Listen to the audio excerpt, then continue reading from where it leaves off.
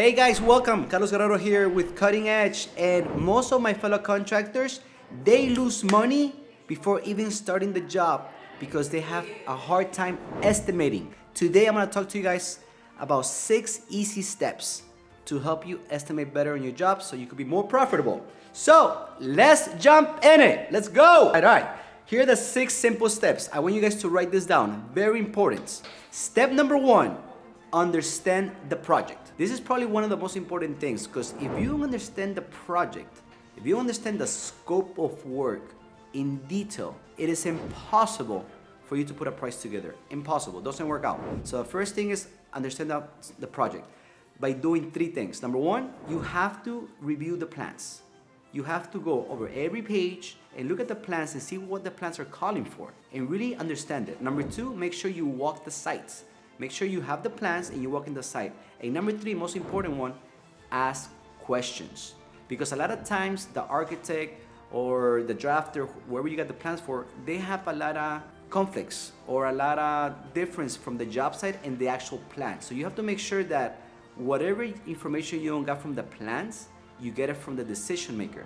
For instance, let's assume the plans are just showing kitchen cabinets. But what kind of cabinets do they want?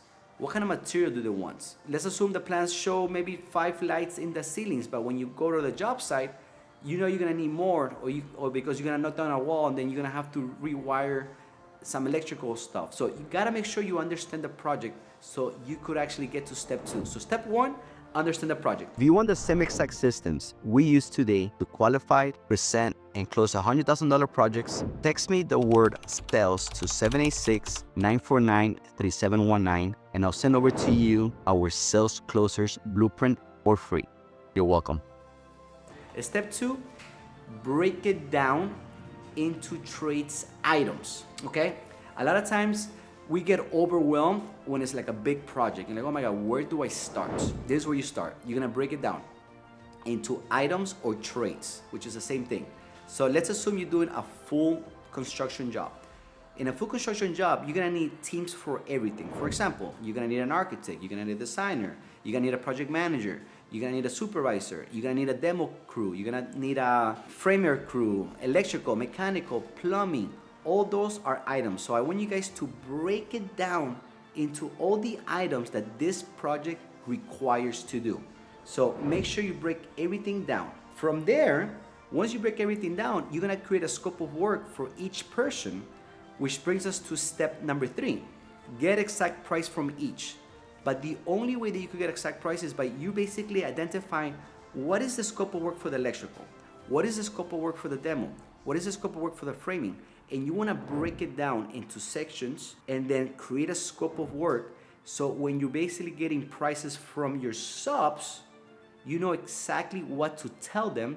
And when they send you the bid or when they send you the proposal, you know exactly if it's included or it's not included. Because a lot of times what happens is that you try to get bids from subs, they send you a proposal, you look at the number, but you don't really understand the scope of work. And then later, they come back and tell you that wasn't included, that wasn't included, that wasn't included. And this is probably the number 1 reason most people lose money. But not only that, but then you get in a conflict with this person. So you wanna make sure that everything's written down, that their scope of work matches your scope of work. And I always tell my people, because I have a bunch of project managers that do this, I tell them, before you even go and get a price, you do your scope of work. Because when you create your own scope of work, you're doing a couple of things. Number 1, you're understanding the project, right? You have to understand the project. That is rule number 1. If you understand the project, forget about all the next 5 steps. Do not do it. So when you create a scope of work, you kind of like learn the project, understand the project, and then you can ask more questions to get clarification. And then when you get to your subs, to your team, whoever's gonna be giving you the price or doing the labor or your material, you're able to understand and see what's missing and what's not missing to make sure that you get accurate bids from your subs or from your team or for your vendors. Which moves us to number 4. Once and only once you understand and you have a cost, like whatever that cost is for the project, you have a line item, you know your hard cost. Then you wanna go ahead and add your overhead and profit to that. Now, I see a lot of newbies doing this mistake. Oh, well, how much do I charge? Well, how much is your overhead? You have to identify in your business how much does it cost you to be in business? You got license costs, you have insurance costs, you have salaries costs, you have permitting costs. Like you have all this overhead that you need to understand how much is your cost, right? Once you understand that cost, you're gonna break down into percentage. And then that's a percentage that you're gonna add to each project, whether it's 5%, 10%, you know this. Then you need to add your profits. What is your profit? Like in my company, we charge 25% to every project. So whatever the cost is, we're gonna charge 25% on top.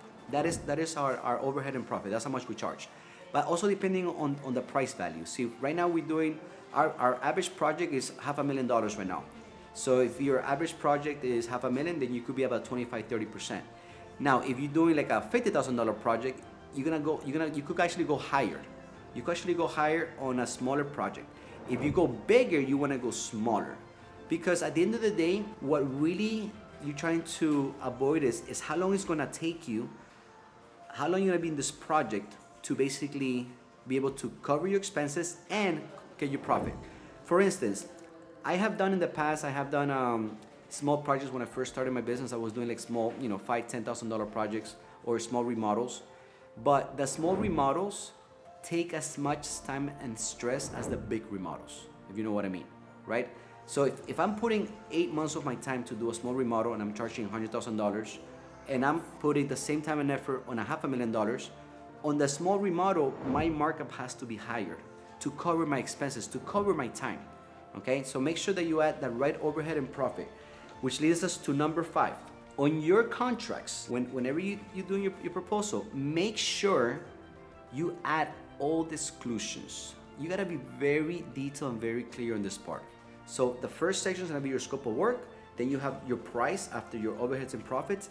Now you wanna have a section of anything that is not included or to be determined, or that is pending because you haven't got enough information. By adding these exclusions on your proposal, you have something to go back to the client and say, listen, this is going to be X, Y, and Z. It's on the agreement and you knew about this from the beginning. But if you don't add these exclusions on your contract, then the client or the people that you're working for, they're gonna basically tell you, well, you didn't tell me, I want you to pay for it. And then you get into this battle, so it's not worth it. Be very clear, make sure you add every little detail. And the final step, okay? Final step, make sure you review your proposal. Make sure once everything is done, you go back and take that extra 10, 15, 20 minutes to review the proposal in detail. Matter of fact, I will give the proposal to somebody else and let them review it. Let them check to make sure that it makes sense to them. Because at the end of the day, your proposal that you're creating is not for you. It's for your client to understand it, for your client to be aligned with you. A lot of times I see my contractors, because we do mentorship for contractors, and I see their proposals, and I look at the proposals, I'm like, dude, what are you doing? You're writing information here that only you understand or only an expert understands. You have to change the wording in the proposal so that the client understands it. Use their words. Use their tones. That's what you need to do in your proposal, and make sure that there's no gaps, there's no missing information, because all that will come back to you, and that's how most people lose money in the estimating.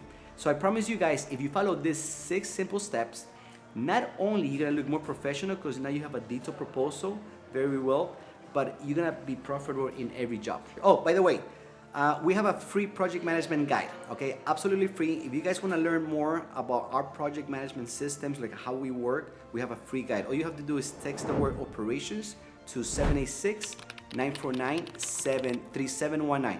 So text me, I'll send you a free guide. You're welcome. And also, don't forget to like, subscribe, and share this for more information.